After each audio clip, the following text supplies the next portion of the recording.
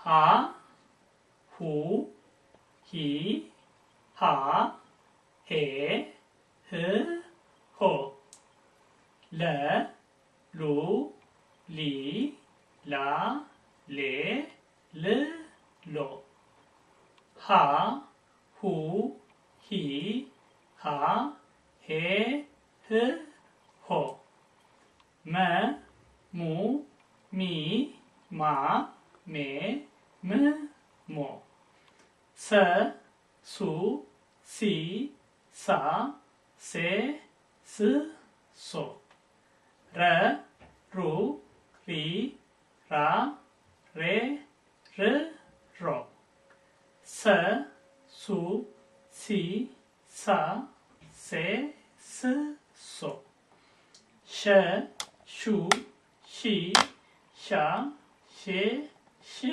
ሾ ቀ ቁ ቂ ቃ ቄ ቅ ቆ በ ቡ ቢ ባ ቤ ብ ቦ ተ ቱ ቲ ታ ቴ ት ቶ ቸ ቹ ቺ ቻ ቼ ቺ ቾ ሃ ሁ እንደገና ከቀ እንደገና ከቀ ጀምር። ኦኬ ከቀ ቀ ቁ ቂ ቃ ቄ ቅ ቆ በ ቡ ቢ ባ ቤ ብ ቦ ተ ቱ ቲ ታ ቴ ት ቶ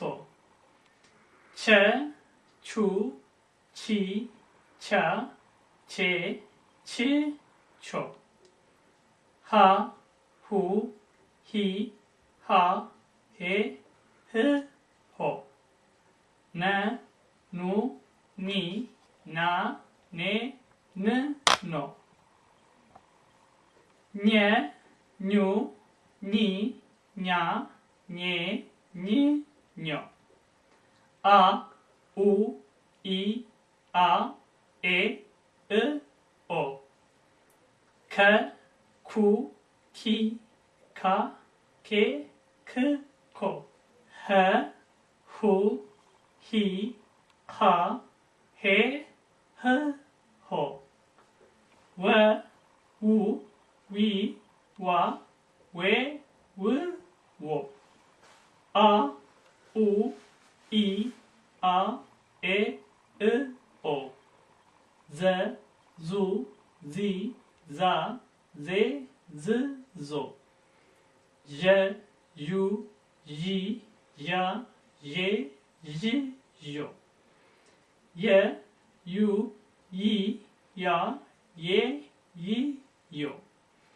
ደ ዱ ዲ ዳ ዴ ድ ዶ ጀ ጁ ጂ ጃ ጄ ጂ ጆ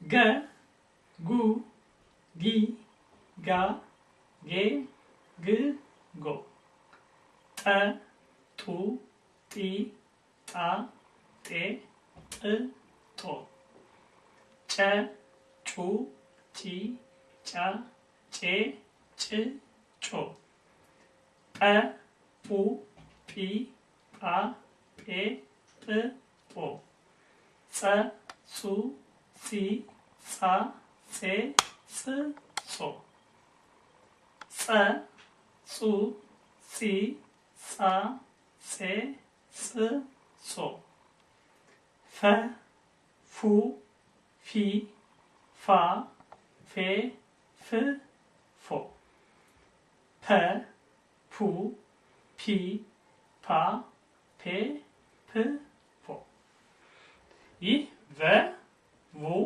ቪ ቫ ቬ ቭ ቮ ተብሎ ይነበባል ማለት ነው።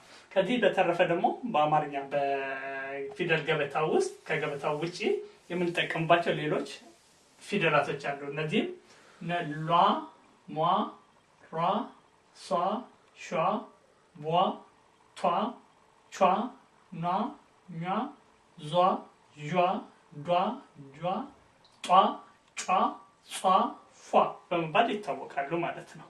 እነዚህ እንግዲህ የአማርኛ ፊደሎች ሲሆኑ ፊደሎች ግን ከላይ ወደ ታች ሲነበቡ ማለት እንደ እንግሊዘኛው ኤቢሲ እየተባለ እንደሚጠራው እኛ ደግሞ ሀ የመጀመሪያው ፊደል ሀ ነው፣ የመጨረሻው ፐ ነው። ስለዚህ ሀ ለ ሀ መ ሰ ረ ሰ ሸ ቀ በ ተ ቸ ሀ ነ ኘ አ ከ ሀ ወ አ ዘ ከሀ እንደገና ጀምር። ከሀ እንደገና ጀምር። ኦኬ ሀ ወ አ ዘ የ የ ደ ጀ ገ ጠ ጨ ጰ ጸ ጸ ፈ ፐ እንደዚህ ይነበባሉ ማለት ነው። አሁን እንግዲህ እኔ ሀ ስል እናንተም አብራችሁኝ ሀ እያላችሁ እንድትቆጥሩ እጠይቃችኋለሁ። ይሄ ለእናንተም ለልምምድ ይሆናችኋል።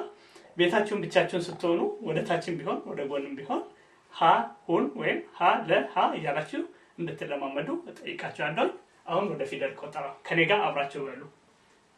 ሀ ለ ሀ መ ሰ ረ ሰ ሸ ቀ በ ተ ቸ ሀ ነ ኘ አ ከ ኸ ወ አ ዘ ዠ የ ደ ጀ ገ ጠ ጨ ጰ ጸ ጸ ፈ ፐ።